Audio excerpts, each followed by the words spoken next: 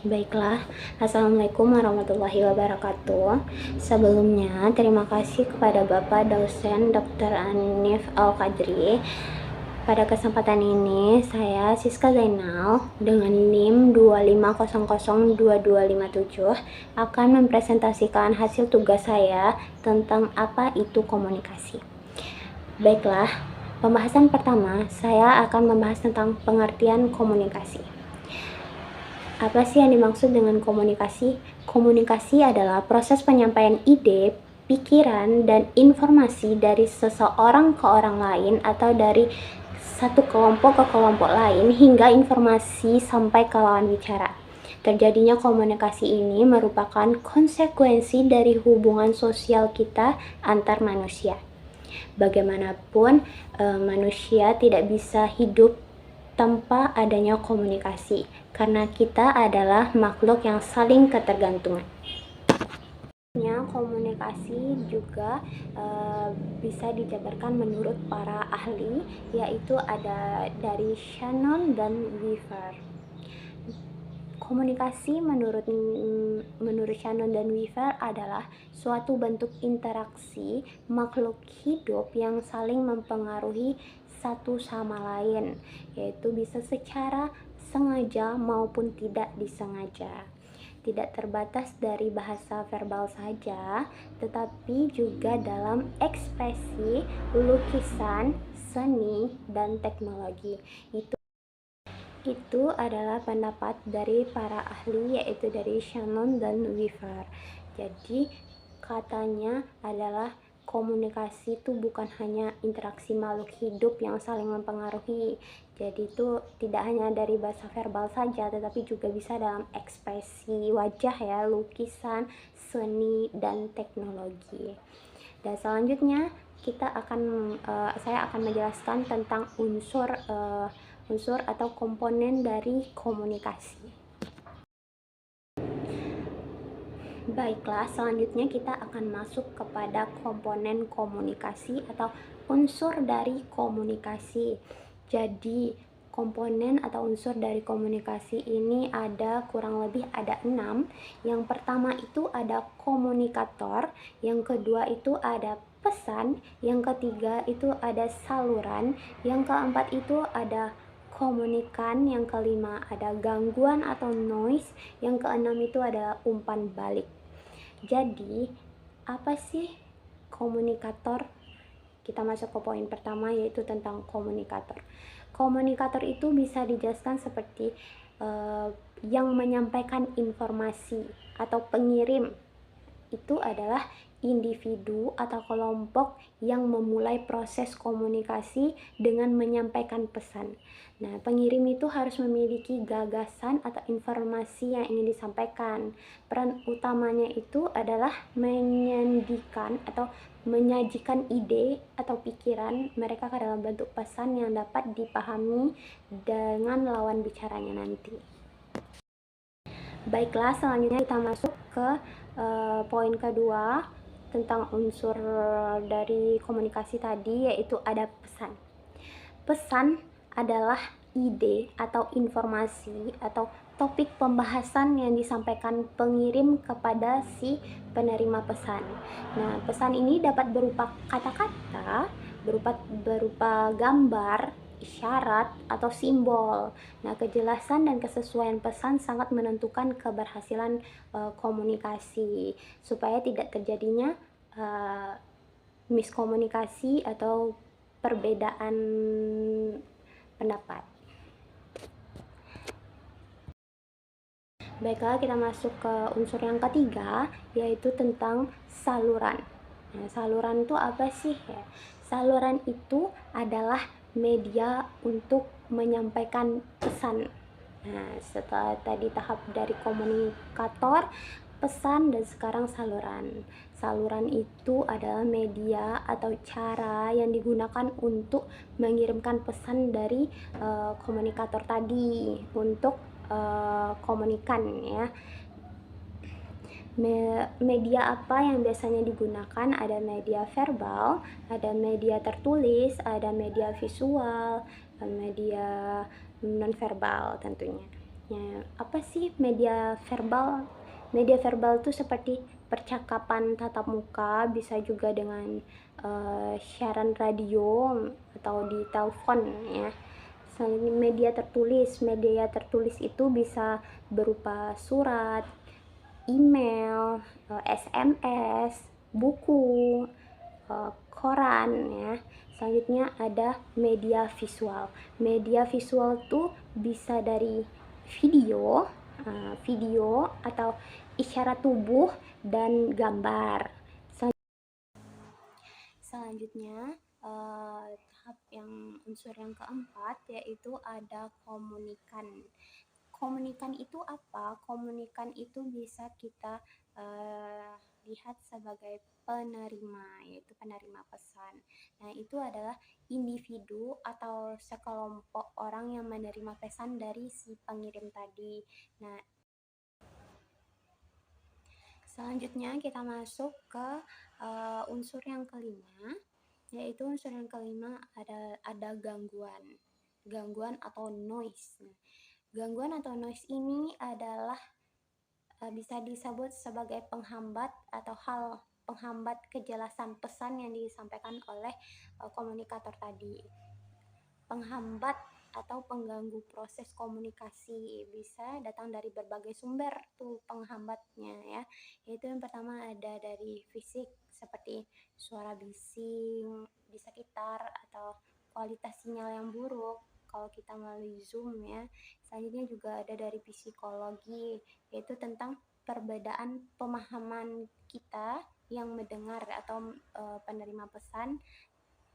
Juga ada prasangka atau emosi yang mengganggu dalam komunikasi kita.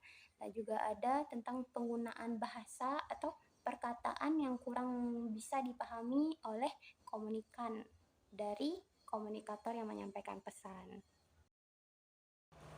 Selanjutnya ada unsur yang keenam, ini unsur yang terakhir, yaitu ada yang namanya umpan balik. Apa sih umpan balik? Umpan balik itu feedback, yaitu dari respon dari penerima atau komunikan tadi terhadap pesan yang diterimanya. Umpan balik itu sangat penting karena memungkinkan pengirim untuk mengetahui apakah pesan diterima atau dapat dipahami dengan benar. Selanjutnya kita masuk kepada tujuan komunikasi. Apa sih tujuan komunikasi? Jadi saya menyimpulkan 6 tugas komunikasi di dalam PPT saya. Yang pertama itu merubah dan memperoleh pendapat orang lain. Ya, merubah dan memperoleh pendapat orang lain ini seperti upaya untuk mempengaruhi kepercayaan atau sikap atau perilaku orang lain. Dalam konteks ini, komunikasi digunakan untuk bisa dari mengubah opini, misalnya dari yang beropini seperti ini akan berubah dengan banyaknya komunikasi antara kedua belah pihak. Dan yang kedua itu mendapatkan persetujuan seperti seorang manajer yang mempresentasikan ide kepada timnya. Dan juga yang kedua, tujuan komunikasi yang kedua yaitu menciptakan pemahaman ini maksudnya adalah memastikan bahwa penerima pesan itu paham dengan apa isi pesan yang dikirim. Tujuan komunikasi yang ketiga, membangun dan memelihara hubungan. Ini adalah fondasi dari setiap hubungan antar manusia, baik personal maupun profesional. Tujuan ini bersifat relation dan esensial untuk membentuk koneksi, untuk memperkuat ikatan, untuk menyelesaikan konflik, dan mempertahankan interaksi sosial. Selanjutnya ada tujuan komunikasi yang keempat, yaitu tentang mempengaruhi pendengar. Ini tuh sangat mirip sekali dengan poin pertama, yaitu tentang merubah dan memperoleh pendapat orang lain.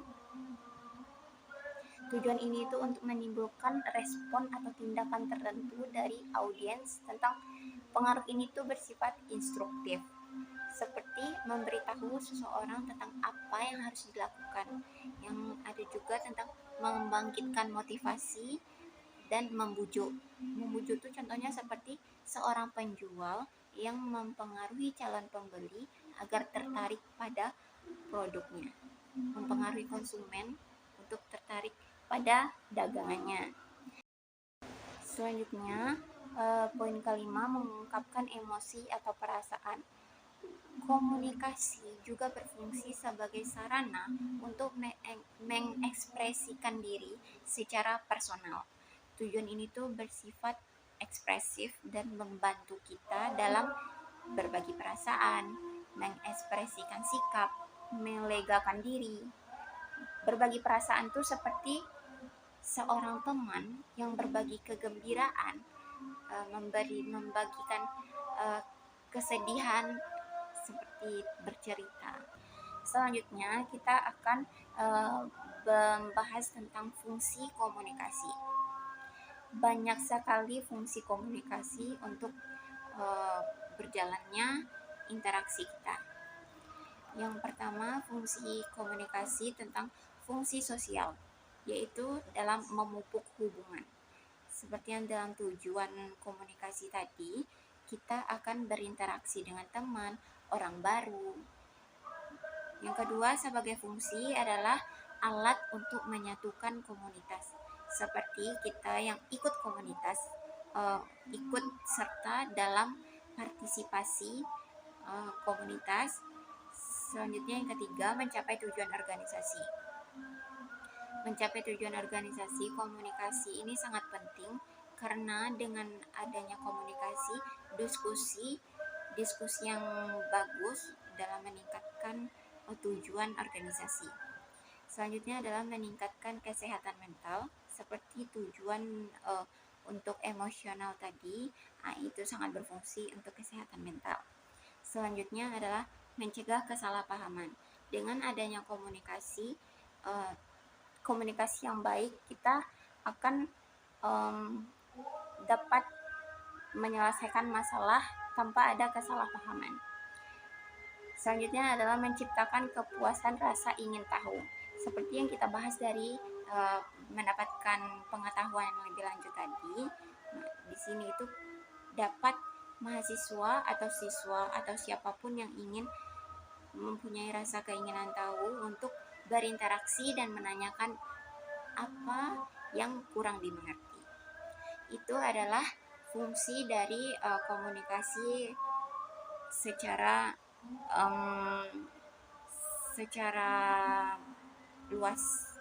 Selanjutnya ada kesimpulan. Dari banyaknya pembahasan yang kita bahas dari pengertian dari tokoh-tokoh, ada juga tujuan, fungsi, dan terakhir saya dapat menyimpulkan komunikasi bukan hanya sekedar berbicara, tetapi merupakan kemampuan fundamental yang memungkinkan manusia untuk terhubung, berinteraksi, berkembang bersama. Kemampuan berkomunikasi yang efektif adalah kunci untuk mencapai keberhasilan dalam setiap aspek kehidupan. Baiklah, sekian penjelasan materi saya dari komunikasi, tentang apa pengertian komunikasi, pendapat para ahli, komponen atau unsurnya, tujuan dan fungsi. Terima kasih atas perhatian Bapak. Sekian dari saya, kurang lebihnya saya mohon maaf. Saya sadar presentasi saya masih jauh dari kata sempurna, maka dari itu saya mohon bimbingan dan arahan Bapak. Wassalamualaikum warahmatullahi wabarakatuh.